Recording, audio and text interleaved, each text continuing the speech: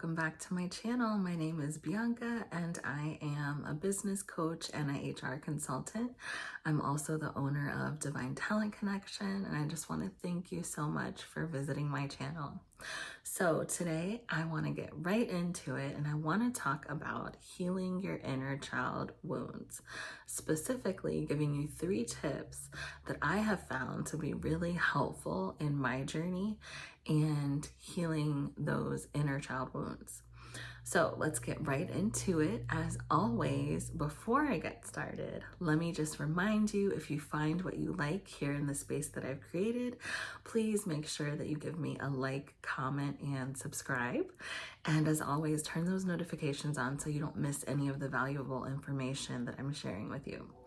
All right, so let's get right into it. I just want to share with you guys a little bit of my background in terms of why this is such a meaningful topic for me today. So the first thing actually this is technically the first tip. So my number 1 tip in healing your inner child wounds is recognizing that you have those wounds.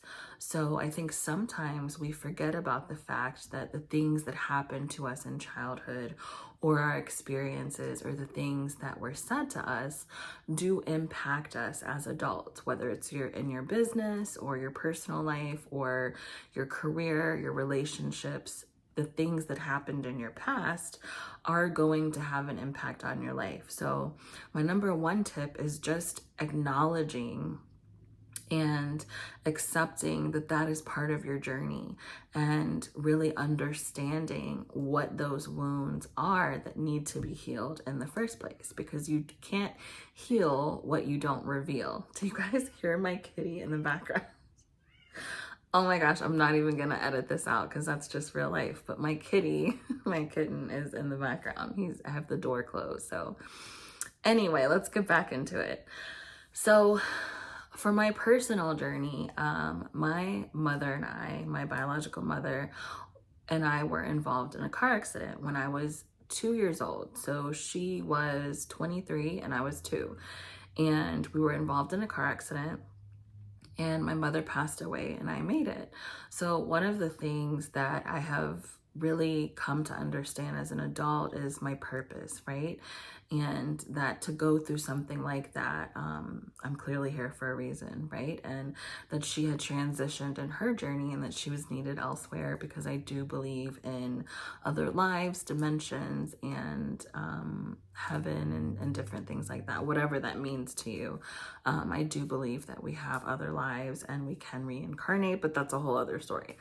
So we were involved in this car accident and I ended up being raised by my grandparents. They're amazing, but I clearly went through a lot of childhood trauma. So I didn't have my biological father in my life. And I just went through a lot of heavy things at a really young age.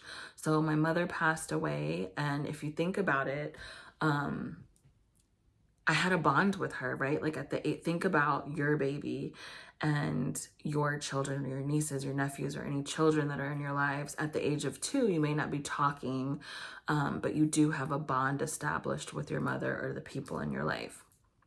So that was traumatic. And then I was dealing with a lot of issues with my biological father in terms of like back and forth with visitation and the custody battle between my grandparents that had ended up raising me and then my biological father. I don't have very many vivid memories, but I do know that I was in and out of psychologist offices and therapists and in and out of the courts, and just that whole experience with them going back and forth with the custody was very traumatic. I also had a lot of immediate family deaths at a young age. So I also had my uncle that grew up with me. He was like an older brother, and for those of you that know me, I have his name, Victor, tattooed on my wrist, and that was also more trauma that I was going through at a young age, losing people that were close to me, right? So then you have that abandonment, and then with my father not being in my life, you have the daddy issues. And so those were some really hard times in my life at such a young age, right?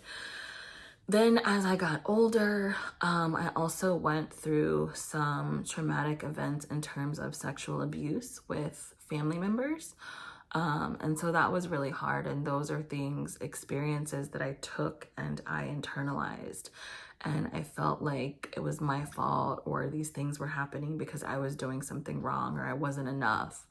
And so I think it's really important to understand the things that we tell ourselves, and then the things that other people tell us, right? So as I was growing up, I was told that my biological father didn't want me in his life, because why couldn't he get himself together? Why couldn't he get himself off of drugs? Or why couldn't he stay out of jail? Or why isn't he putting more effort in to get you or to clean himself up and have you in his life? So of course, as a child, I took those things and internalized them as if something were wrong with me and I wasn't worthy of love. So I think understanding the things that we're told, and even if they're not coming from a negative space, and the people that are saying them may not recognize the impact they have on us, you as an adult now being able to understand those things is really, really important in order for you to grow and progress and heal from those things. So I just had a lot of childhood trauma, and it was just piling and piling on, right? As I got older, I started getting into really bad relationships and being with men that were not good for me. They were not healthy. Not to say they weren't good people, but they often just wanted something from me, whether it was, money or sex or whatever that was that they were coming into my life for. And I think being able to recognize those patterns, those unhealthy, toxic patterns, and the codependency and the different things that I was searching for in those relationships has really kind of pivoted and changed my journey and helped me grow, and just learning and being able to identify those things, right? So number one, the tip is really just about you being able to take a look at yourself. And some of the ways I've done this is through journaling, writing out my thoughts, being able to write out those thoughts and determine the difference between what's true and what's not. What are my beliefs and what are someone else's? What are things that I have taken on that don't belong to me? Those limiting beliefs and negative thoughts that are not truly who I am, right? That's the number one tip, is just saying, okay, these are my thoughts that I'm having. This is what I'm feeling right now. And let me jot these down and really determine, like, is this true or is this not? Is this me or is this coming from somewhere else? Because sometimes you have to understand that the things that your mind is telling you, or your lower self is telling you, that they're not the truth and they're not who you are. And you have to be able to identify that in order to move forward and heal.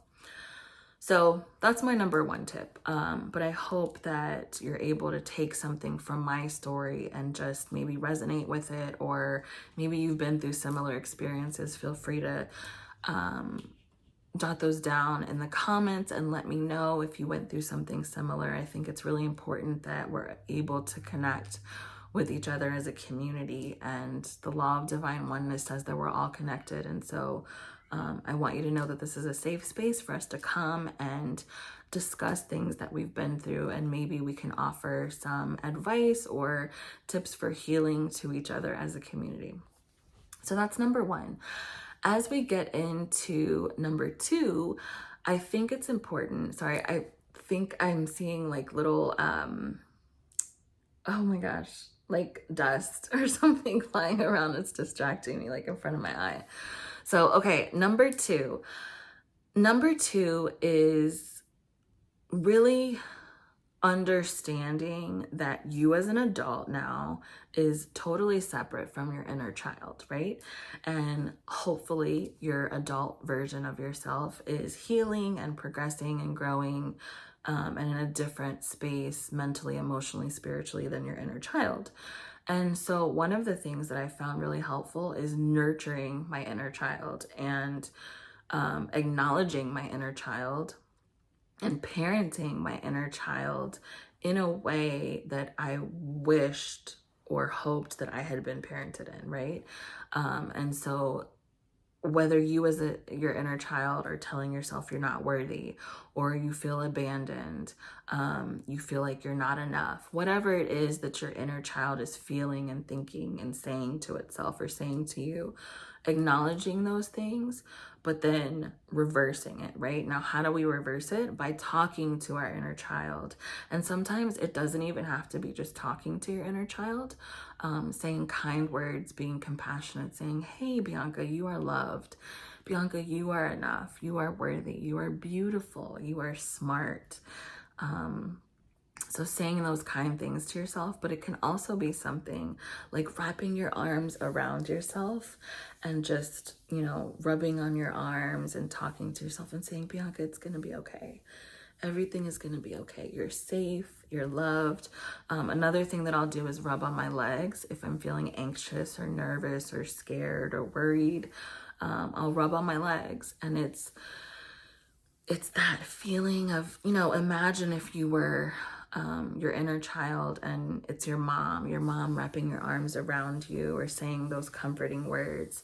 So reparenting yourself in a way that you needed back then, but giving yourself that now, or advising yourself in a way that you could have benefited from back then, and just telling yourself that everything is going to be okay.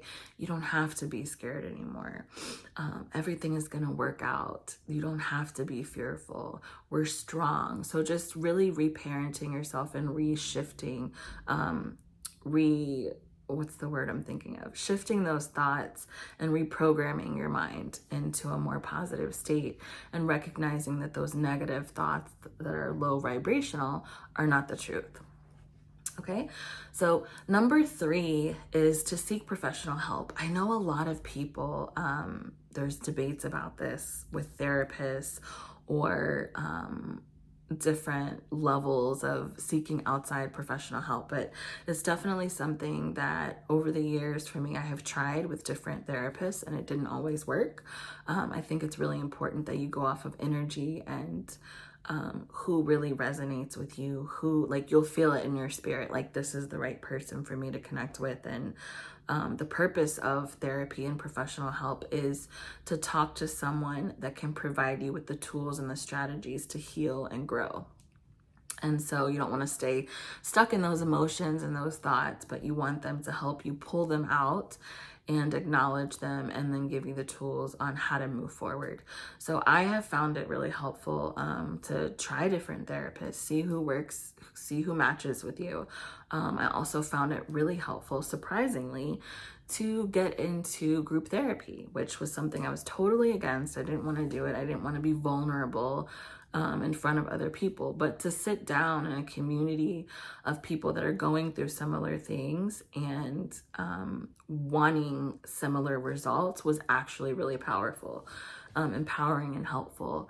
And just for us to share our experiences and tips with each other on how they got through certain situations, and to share my insight and my knowledge, it felt really good. And just to have that safe space and know, and something to look forward to, like to look forward to every week. I'm going to come together with these other people that understand what I'm going through, and we're going to talk about it and share strategies and share our testimonies. And we've created this space where we can be vulnerable and talk about these things and cry and laugh together. That was huge for me.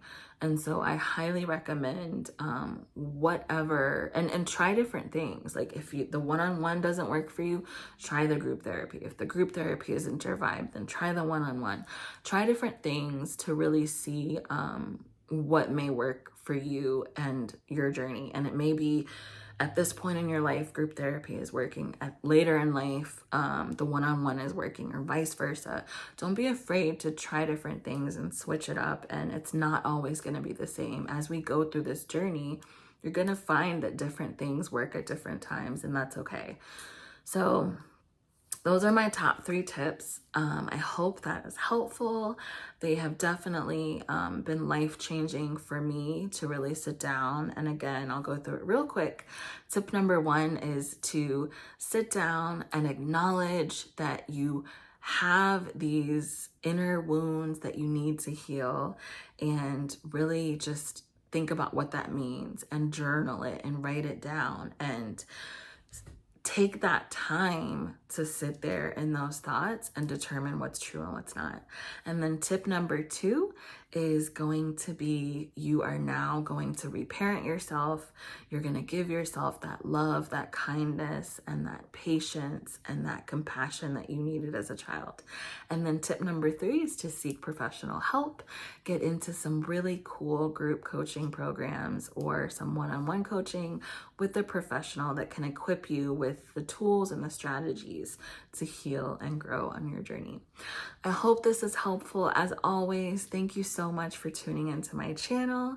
If you did find this helpful, make sure you hit the like, make sure you comment, and subscribe to my channel and hit that notification bell to stay tuned with everything that I have coming. All right, thanks guys.